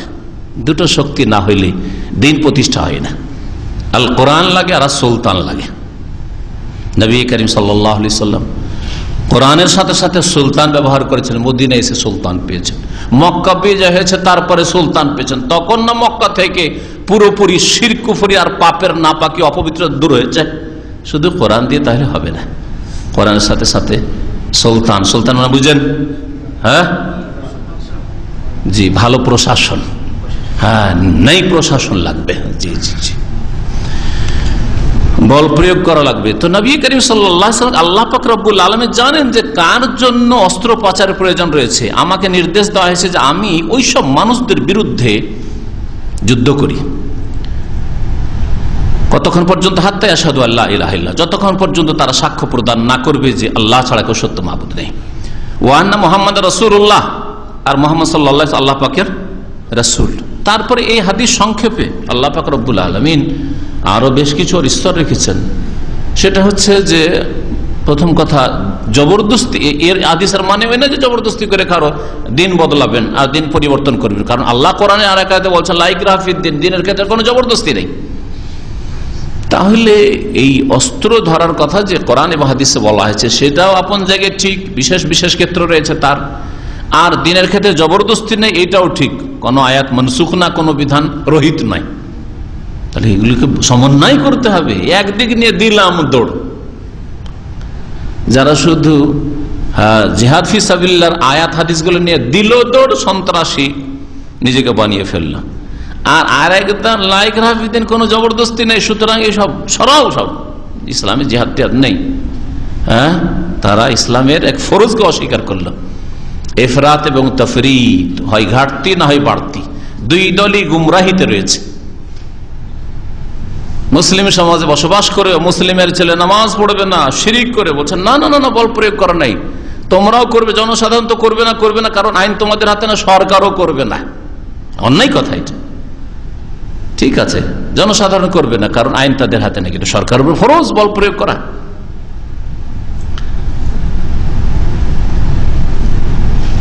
বিভিন্ন স্তর আছে। যদি মিলেমিশে থাকতে চাই, কম্প্রোমাইজ করে মিলেমিশে থাকতে চাই, ঠিক আছে। যারা স্বাধীনভাবে ইসলাম মানতে চায়, লা ইলাহা ইল্লাল্লাহ মানতে চায়, মুহাম্মদুর রাসূলুল্লাহ মানতে চায়, রাস্তায় কোন রকমের বাধা সৃষ্টি করব না, একটা ইটও রাখবো না রাস্তায়, স্বাধীনভাবে মানতে চাই, তাহলে জিহাদ এই অস্ত্র ধরা নেই। তাহলে যদি বাধা সৃষ্টি করে, একজন সত্যকে বুঝতে পেরেছে তারপর ইসলামের দিকে আসছে, না আসতে দেবে না তাকে।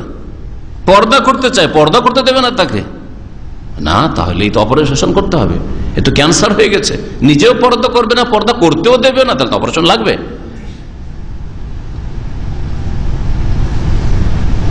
তারপরে আল্লাহ পাক রব্বুল আলামিন জিজিয়ার বিধান দান করেছেন, নিরাপদ, লা ইলাহা ইল্লাল্লাহ না পড়ে নিরাপদ বসবাস করা যেতে পারে মুসলিম সমাজে, মুসলিম দেশে। জিজিয়া দাও, আল্লাহ বলছে হাত্তা ইউদুল জিজিয়া আন ইয়াদিন ওয়া হুম সাগিরুন।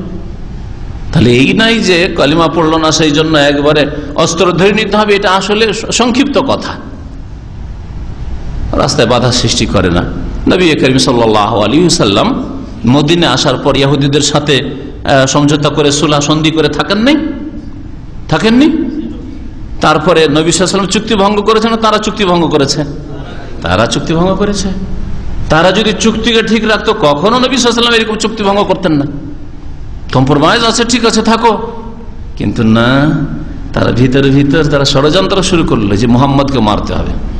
একজনকে দেওয়ালের উপর উঠিয়ে দিল, নবী সাল্লাল্লাহু আলাইহি ওয়াসাল্লামকে এনে বসালো যে আপনি একটা বিচার করে দেন। নিচে বসিয়েছে এখানে দেওয়ালের পাশে, আর পিছন দিক থেকে শয়তানকে উঠিয়ে দিয়েছে, একটা বড় পাথর ফেলে মেরেই দাও। কত বড় শয়তানি! তাহলে অপারেশন করতে হবে। নবী সাল্লাল্লাহু তখন অপারেশন করেছেন, তখন বিতাড়িত করেছেন মদিনা থেকে এদেরকে। আর এক ঘটনা, কাইনুকা কি করলো?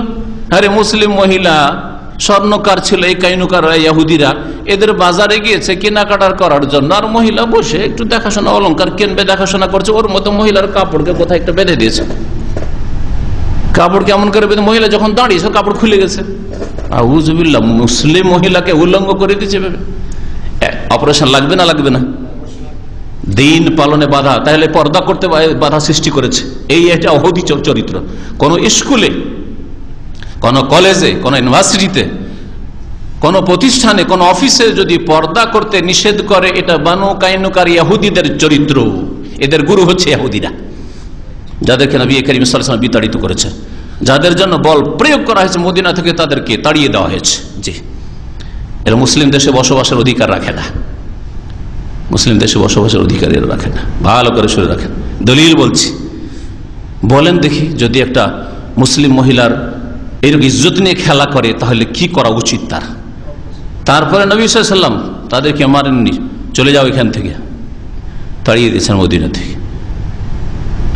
তৃতীয়, কুরাইজার অপরাধ, সমঝোতা করে আছে, মদিনার ওপর যদি আক্রমণ হয় তাহলে আমরা সবাই মিলে মদিনার হেফাজত করব, আপনার মুসলিমরা, আমরা ইহুদিরা সকলেই করব। ওয়াদা, চুক্তি, এর ওপর সন্ধি হয়ে আছে। আর এইভাবে বসবাস করছেন রাসূলুল্লাহ সাল্লাল্লাহু আলাইহি ওয়াসাল্লাম। চারিদিক থেকে আরব মুশরিক গোত্ররা যখন ঝাঁপিয়ে পড়লো, ঘেরাও করলো মদিনা, পরীক্ষা খন্দকের যুদ্ধ শুরু হলো, এই কুরাইজারা ভিতরে এরাই ডেকে নিয়ে এসছে। প্রথম কথা ডেকে নিয়ে এসছে, আসো তোমরা চারিদিক থেকে আসো, ঘেরাও করো মদিনাকে, মুসলিমদেরকে, আমরা ভিতরে আছি, তোমাদের জন্য মদিনার ফাটক খুলে দেবো, আর আমরা ভিতর থেকে সাহায্য করবো। তোমরা বাইরে থেকে মারবে, আমরা ভিতর থেকে মারবো। এই এমন মারাত্মক ষড়যন্ত্র করেছিল, যার ফলে আল্লাহ পাকের নির্দেশ সূরা আহজাবে তাদের জন্য শক্ত নির্দেশ যে এদের যুবকদেরকে রাখা চলবে, এদের জন্য জবরদস্ত অপারেশন লাগবে, এদের অপারেশন ভালো মতো অপারেশন হইতে হবে। যেমন ক্যান্সার যদি হয় এখান থেকে কেটে ফেলতে হবে, আরে না হলে রাখা যাবে না, চলে আসবে ভাইরাস, তাই না? কিন্তু না, একটা ফোড়া হয়েছে, ক্যান্সার না ফোড়া হয়েছে, কাটতে হবে, ঠিক আছে একটু, অথবা একটু কেটে গোস্ত কেটে ফেলে দিয়ে আবার এটা পূরণ হয়ে যাবে। তাহলে যেমন শরীরের রোগের আরোগ্যের জন্য, রোগ ভালো করার জন্য বিভিন্ন রকমের অপারেশন রয়েছে। নবী করিম সাল্লাল্লাহু আলাইহি ওয়াসাল্লাম আল্লাহর হুকুমে এরকম বিভিন্ন রকম অপারেশন করেছেন। হালকা অপারেশনে রোগ ভালো হয়ে যায় তো বড় অপারেশন করেন নাই, বড় অপারেশনে যদি প্রয়োজন হয় তো হালকা করে সবাই রোগ ভালো হবে না। আশা করি আপনারা এই বিষয়টা বুঝতে পারছেন, তাই না? তো এই হাদিসটা এইভাবে বুঝতে হবে। নবী করিম সাল্লাল্লাহু আলাইহি ওয়াসাল্লাম বলছেন, ওমর তো আমাকে আল্লাহ পাক নির্দেশ দিয়েছেন, আন উকাতিলান নাস, মানুষের বিরুদ্ধে আমি সশস্ত্র লড়াই করব, জিহাদ করব, যতক্ষণ পর্যন্ত তারা লা ইলাহা ইল্লাল্লাহ শাহাদাত না দেবে, ওয়া আন্না মুহাম্মাদুর রাসূলুল্লাহ, আর মুহাম্মদ সাল্লাল্লাহু আল্লাহ পাকের রাসূল। কিন্তু কথা সংক্ষেপে, তার আগে জিজিয়া আছে, তার আগে আছে যে সুলহ সন্ধি যদি করে থাকতে চায়, আর যদি বিস্তার না করে, একটা লোক গরিব মানুষ মুসলিম হইতে আসছে আর নেতারা দাদাগিরি করছে, এক গরিব মহিলা পর্দা করতে চায়, এটা ধার্মিক মহিলা তার বা একটা পরিবার পর্দা করতে চায়, পর্দা করে স্কুল কলেজ মাদ্রাসা আসতে চায়, আসতে দেবে না, তাহলে এদের অপারেশনের প্রয়োজন রয়েছে। আল্লাহ পাক যদি তৌফিক দেয়, কিন্তু কোনো ব্যক্তির হাতে ছেড়ে দেয়নি, এটা মুসলিম সরকারের উপর ফরজ। আবার বলছি, এটা কার উপর ফরজ?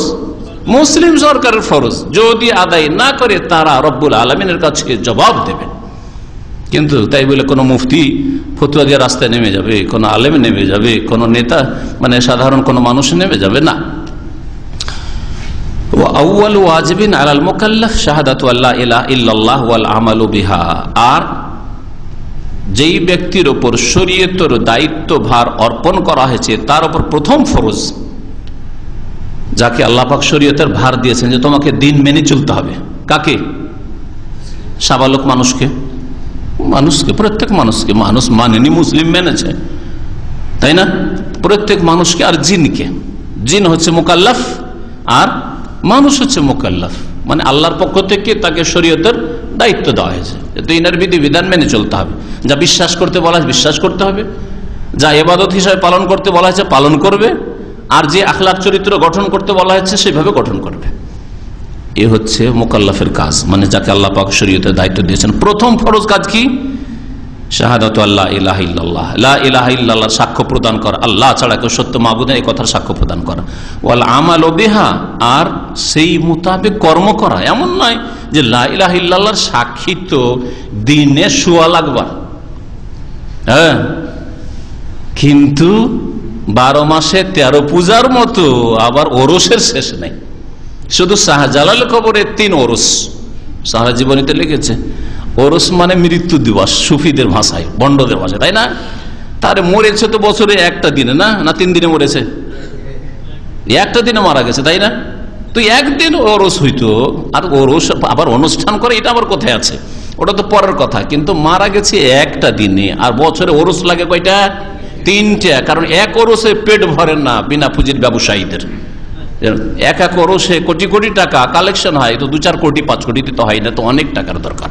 পেট তো হয়ে গেছে জাহান্নাম, হারাম খেয়ে খেয়ে, বুঝতে পেরেছেন? এই জন্য এক মাজারে 3 বার ওরস লাগে। তো এত লাখে লাখে লা ইলাহা ইল্লাল্লাহর সাক্ষী দেওয়া, পাঠ করা, আর তাকে নাকচ করা, আল্লাহ ছাড়া অন্যকে সেজদা করে অন্যের কাছে চেয়ে মাজারে পাওয়া যায়, রোগ ভালো হয়, বালা মুসিবত দূর হয়, ছেলে মেয়ে পাওয়া যায়, মনের কামনা বাসনা পূরণ হয়, তাহলে সেই ব্যক্তি নিজেই তো লা ইলাহা ইল্লাল্লাহকে লাথি মেরে দিল, অস্বীকার করলো।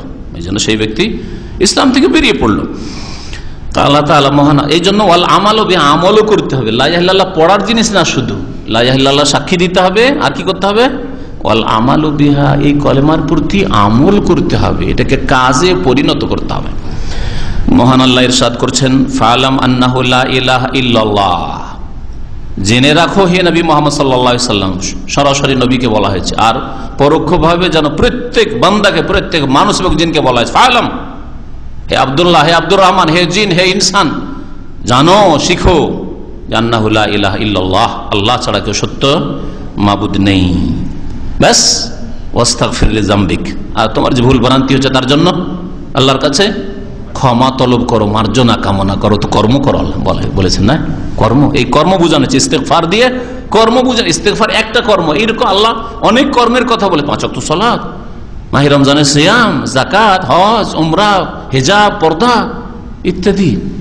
ওয়াস্তাগফির লিযামবিক, ফরজ ওয়াজিব আদায় করা, হারাম নাজায়েজ থেকে বেঁচে থাকা, আর তারপর ভুল ভ্রান্তি যা হয়ে যাচ্ছে তার সংশোধনের জন্য ওয়াস্তাগফির লিযামবিক, তোমার ভুল ভ্রান্তির জন্য তুমি মার্জনা কামনা করো। ওয়া আউয়ালু মা, এই আয়াত কোথায় রয়েছে? সূরা মুহাম্মদ আয়াত নম্বর 19।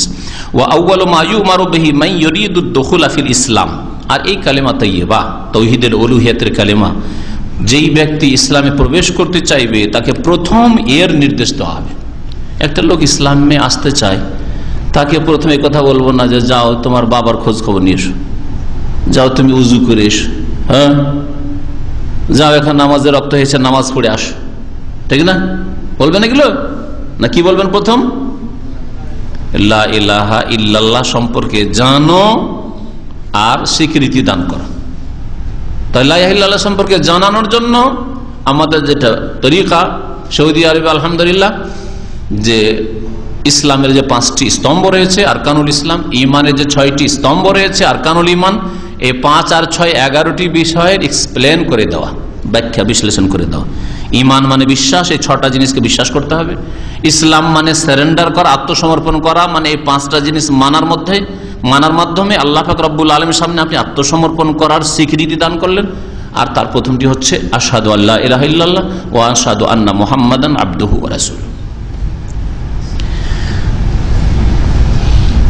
এই জন্য যেই ব্যক্তি ইসলামে প্রবেশ করতে চাইবে তাকে সর্বপ্রথম নির্দেশ দেওয়া হবে লা ইলাহা ইল্লাল্লাহ পড়ার।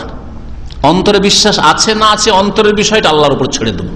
তাকে ইমানের 6টি স্তম্ভ বলে দিয়ে আল্লাহর উপর ছেড়ে দেবো। ভিতরের কথা জানি না, তোমার বিশ্বাস আছে নাকি দুনিয়ার কোনো গরজ ইসলাম কবুল করতে এসছো, পুলিশে কাস্টডিতে আছো বা জেলে আছো, সেই জন্য তুমি মনে করছো যে হয়তো সাজা শাস্তি হালকা হয় নাকি, সেটা তোমার ব্যাপার। রমজান মাস আসছে, হসপিটাল, সরকারি চাকরি বা এমনি চাকরিতে 8 ঘন্টা জায়গায় 6 ঘন্টা হালকা, 2 ঘন্টা ডিউটি হালকা করার জন্য তো ইসলাম কবুল করছো, কি উদ্দেশ্যে করছো, এটা ভিতর আমাদের খোঁজ করার কোনো প্রয়োজন করে না। আমাদের প্রথম কথা হচ্ছে যে সাক্ষী দিতে হবে বুঝে সুঝে, যে আশহাদু, আমি সাক্ষী দিচ্ছি যে আল্লাহ ছাড়া কেউ সত্য মাবুদ নেই, লা ইলাহা ইল্লাল্লাহ, তাই না? ওয়া আশহাদু, আরো সাক্ষী দিচ্ছি যে আন্না মুহাম্মাদুর রাসূলুল্লাহ, মুহাম্মদ আল্লাহ পাকের রাসূল, বান্দা এবং রাসূল, আবদুহু বলবো, রাসূলু। জি, আন-নুতকু বিশ-শাহাদাতাইন, দুইটো যে সাক্ষ্য প্রদানের বাক্য রয়েছে, এই দুটোকে ভাষায় উচ্চারণ করা। নুতক মানে বলা, ভাষায়, কথাই বলতে হবে। যে মুসলিম হতে চাইবে কথাই বলবে, সে যদি বলে আমি কথাই বলবো না, না চলবে না। আমি অন্তরে বিশ্বাস করি, না চলবে না, মুখে প্রকাশ করতে হবে, স্বীকার করতে হবে। ফাতাবায়্যানা মিন হাযা, এর দ্বারা স্পষ্ট হইল আন্না তাওহীদ আল উলুহিয়া হুয়া মাকসুদ দাওয়াতের রাসূল, যে তাওহীদে উলুহিয়াতি হচ্ছে সমস্ত রাসূলগণের দাওয়াতের লক্ষ্য উদ্দেশ্য, টার্গেট। ওয়া সুম্মিয়া বিযালিক, এই তাওহীদকে তাওহীদে উলুহিয়াত কেন বলা হয়? এই তাওহীদকে লিআন্নাল উলুহিয়াত, কারণ উলুহিয়াতটা হচ্ছে ওয়াসফুল্লাহি তাআলা, আল্লাহ পাক রব্বুল আলামিনের গুণ, আদাল্লু আলাইহি ইসমুহু তাআলা, যার প্রমাণ হচ্ছে আল্লাহর নাম স্বয়ং, যার প্রমাণ হচ্ছে স্বয়ং আল্লাহর নাম আল্লাহ। আল্লাহ শব্দটি এলাহ থেকে এসেছে, এলাহ থেকে উলুহিয়াত। তাহলে তাওহীদ উলুহিয়াতের দলিল আল্লাহ শব্দটি, আল্লাহ পাকের প্রথম না, জাতি নাম যেটা, হ্যাঁ, আল্লাহ পাকের কিছু গুণবাচক নাম রয়েছে, হ্যাঁ, যেমন রহমান, রহিম ইত্যাদি, খালেক, রাজ্জাক, মালিক ইত্যাদি। কিন্তু আল্লাহ পাক রব্বুল আলামিনের জাত সত্তাগত নাম হচ্ছে আল্লাহ। তো আল্লাহ নামটার উৎপত্তি হচ্ছে, আল্লাহ নাম মুশতাক, যেটাকে আরবি ভাষায় বলা, গ্রামের বলা হয়, হচ্ছে কোত্থেকে? ইলাহ থেকে বা উলুহিয়াত থেকে। আল্লাহ ইয়া আল্লাহ এলাহান উলুহিয়াতান ফাহুয়া মালুহুন। তো এই উলুহিয়ত থেকে, আল্লাহ নাম থেকে প্রমাণ হলো যে ইবাদত কার জন্য? যিনি আল্লাহ তার জন্য। ফাল্লাহ, সুতরাং আল্লাহ পাক হচ্ছেন জুল উলুহিয়া, তিনি হচ্ছেন ইবাদত ওয়ালা, মানে তার জন্য ইবাদত হইতে হবে। এই আল মাবুদ, তিনি হচ্ছেন মাবুদ, মানে যার ইবাদত করতে হবে, ইসম মফউল এসে গেল। ওয়া ইউকালু লাহু, আর একে বলা হয় আরেক ভাষায় তৌহিদুল ইবাদা। তৌহিদুল উলুহিয়াকে বলা হয় তৌহিদুল ইবাদা। বেতবার কেন তৌহিদুল ইবাদা বলা হয়? এই জন্য আন্নাল উবুদিয়া ওয়াসফুল আবদে, বান্দা হওয়াটা বান্দার গুণ। উবুদিয়াত মানে হচ্ছে গোলামি, উবুদিয়াত মানে হচ্ছে গোলামি। তো বান্দা মানুষ অথবা জিনের গুণ হচ্ছে যে আল্লাহ পাকের গোলামি করবে, আল্লাহ পাকের আদেশ নিষেধ মেনে চলবে। তো আল্লাহ পাক রব্বুল আলামিনের আদেশ নিষেধ জীবনে মানবে, এটা তার কর্ম। আর কর্মে আল্লাহ পাকের একত্ব প্রতিষ্ঠা করার নামই তো হচ্ছে তৌহিদুল উলুহিয়া, ওর নাম হচ্ছে তৌহিদুল ইবাদা। তো এই জন্য এর নাম আর একটি নাম হচ্ছে তৌহিদুল ইবাদা। হাইসু আন্নাহু ইয়াজিবু আলাইহি, কারণ বান্দার উপর ওয়াজিব হচ্ছে আন ইয়াবুদাল্লাহ, যে আল্লাহ পাকের ইবাদত করে মুখলিসান ফি যালিক, নিখুঁত নির্ভেজাল করে এই ব্যাপারে।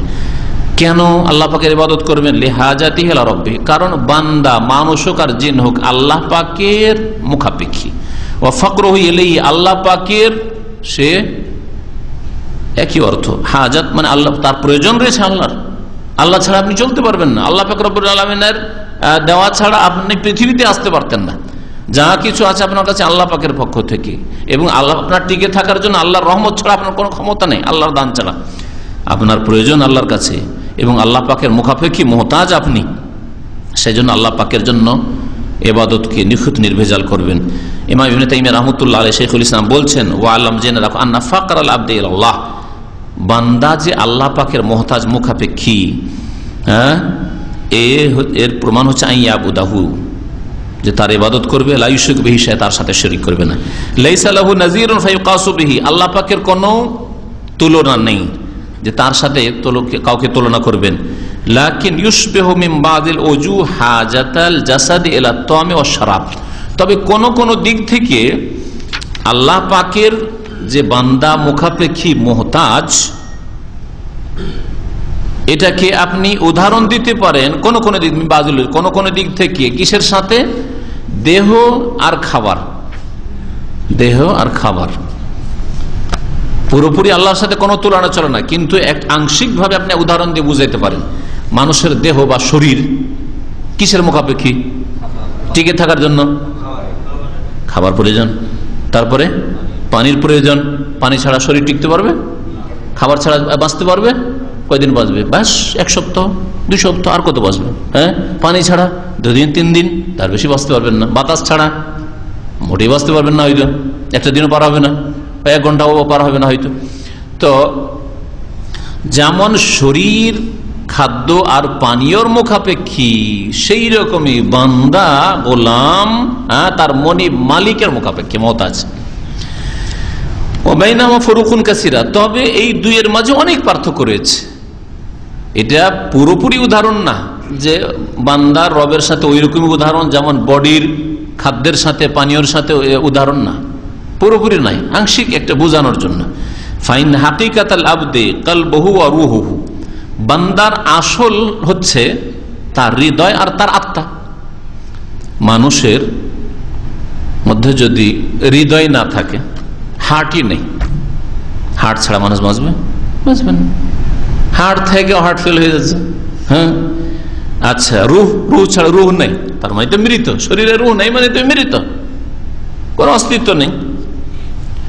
ওয়াহিয়া লা সালাহা লাহা ইল্লা বিলাহিহা, তো এই রুহ, আত্মা বা হৃদয় কোন সময় টিকে থাকতে পারে? লা সালাহা লা মানে তার কোনো যোগ্যতা নাই, টিকে থাকার ক্ষমতা নাই। ইল্লা বে ইলাহিহা, তার এলাহ ছাড়া, আল্লাহ ছাড়া। যেই কলবে, যেই হৃদয় আল্লাহর স্থান নেই, যেই আত্মায় আল্লাহ পাকের প্রতি ঈমান নেই, সেই আত্মা আর তার কলব যে কত অশান্তিতে থাকে, যেটা মানুষ যখন মানুষের প্রকৃতি বিকৃত হয়ে যায় বুঝতে পারে না, কিন্তু অশান্তির জীবন কাটায়। ফাইনাল্লাহু মাইশাতান দানকা, অশান্তির জীবন। কিন্তু যার হৃদয় আল্লাহ পাকের প্রতি ঈমান দিয়ে আবাদ রয়েছে, যার রুহে আল্লাহ পাকের প্রতি বিশ্বাস ঈমান রয়েছে, সে যে কত শান্তি পায়, সে তার শান্তি সেই বুঝতে পারে। আল্লাযী লা ইলাহা ইল্লা হু, যার ছাড়া কোনো ইলাহ নেই। ফালা তাতমাইন্নু ফিদ দুনিয়া ইল্লা বিযিকরিহি, সুতরাং রূহ বা হৃদয়, মানুষের অন্তর আল্লাহ পাকের জিকির আজকার স্মরণ ছাড়া কখনো প্রশান্তি পেতে পারে না পৃথিবীতে। ওয়ালাউ হাসাল লিল আবদি লাজ্জাত ওয়া সুরুর বিগাইরিল্লাহ, আল্লাহ ছাড়া যদিও অনেক স্বাদ পাচ্ছে, মজার খাবার খাচ্ছে, মজার ভোগ বিলাসের সামগ্রী পাচ্ছে, খুশি আমোদ ফুর্তি পাচ্ছে, তারপরেও তার কখনো প্রশান্তি হাসিল হতে পারে না আল্লাহ পাকের স্মরণ ছাড়া। ফালায়াদুমু যালিকা, এটা স্থায়ী হতে পারে না, ক্ষণিকের আমোদ ফুর্তি দিয়ে কখনো শান্তি পেতে পারে না। বাল ইয়ান্তাকিলু মিন নাওইন ইলা নাওইন, এক অবস্থা থেকে আরেক অবস্থায় যাবে। অমিন শাখসিন ইলা, এক ব্যক্তি থেকে আরেক ব্যক্তিতে। আম্মা ইলাহুহু, পক্ষান্তরে তার মাবুদ, ফালা বুদ্দা লাহু মিনহু ফি কুল্লি হাল, হৃদয়ের জন্য আর আত্মার জন্য সব সময় তার ইলাহ মাবুদ হওয়া আবশ্যক। ওয়া কুল্লু ওয়াক্তিন ওয়া আইনামা কানা ফাহুয়া মাহু, যেখানে হোক না কেন আর যে কোনো সময় হোক না কেন আল্লাহ পাক তার মধ্যে থাকা আবশ্যক। মানে তার অন্তরে আল্লাহ পাকের প্রতি ঈমান, বিশ্বাস এবং আল্লাহ পাকের মহব্বত থাকা আবশ্যক, তাহলেই শান্তি পাবে। ওয়াকান হাযা নাও মিনাত তাওহীদ হুয়া মাওযু দাওয়াতির রাসূল, আর তাওহীদের এই প্রকরণটি হচ্ছে রাসূলগণের দাওয়াতের বিষয়বস্তু। লিআন্নাহুল আসাস, কারণ এটা হচ্ছে বুনিয়াদ, আল্লাযী তুবনা আলাইহি জামিউল আমাল, যার উপর সমস্ত আমলের বুনিয়াদ রাখা হইতে পারে। এগুলো ইট, কিন্তু নিচের ভিতটা হইতে হবে তাওহীদ, আল্লাহ পাকের একত্ব।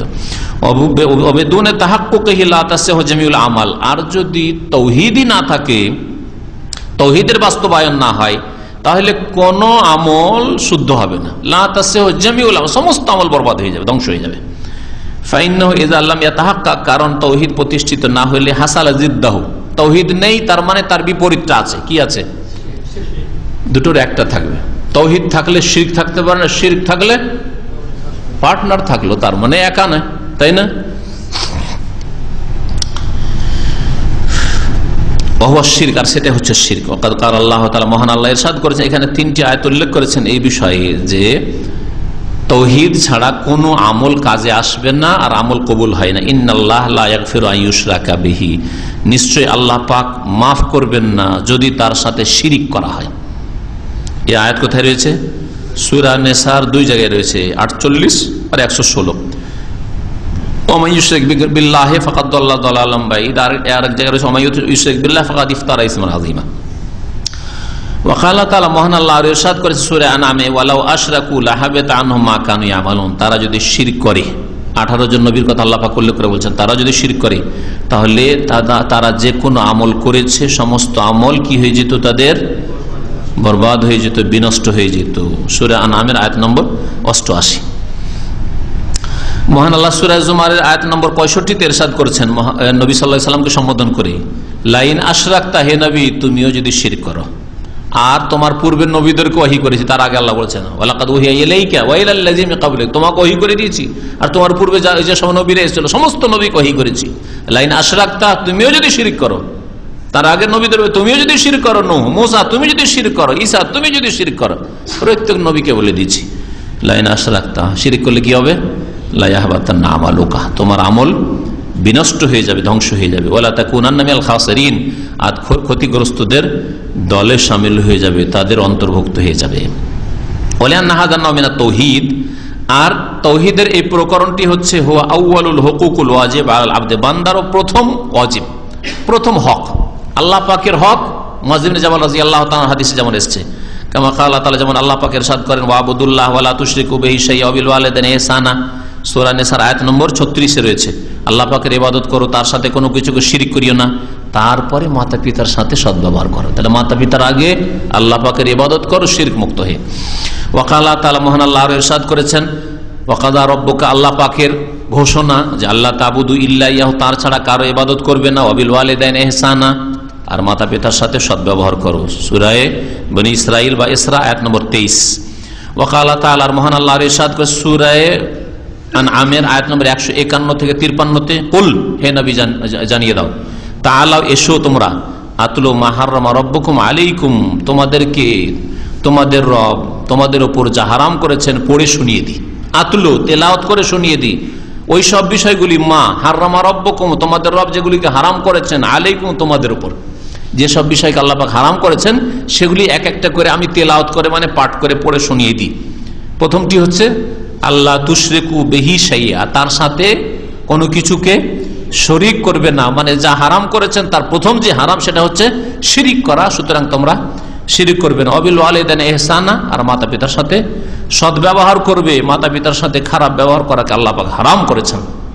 আল আয়াত, এখানে 3টি লম্বা আয়াত রয়েছে যাতে 10টি উপদেশ ওয়াসায়া বলা হয়েছে আল্লাহ পাক উল্লেখ করেছেন। আল্লাহ পাক রব্বুল আলামিন যেন আমাদেরকে তৌহিদ বুঝার তৌফিক দান করেন আর তৌহিদ প্রতিষ্ঠা আল্লাহ পাক রব্বুল আলামিন যেন তৌফিক দান করেন। ওয়া সাল্লাল্লাহু আলা নবিয়িনা মুহাম্মদ ওয়া আলা আলিহি ওয়া সাহবিহি।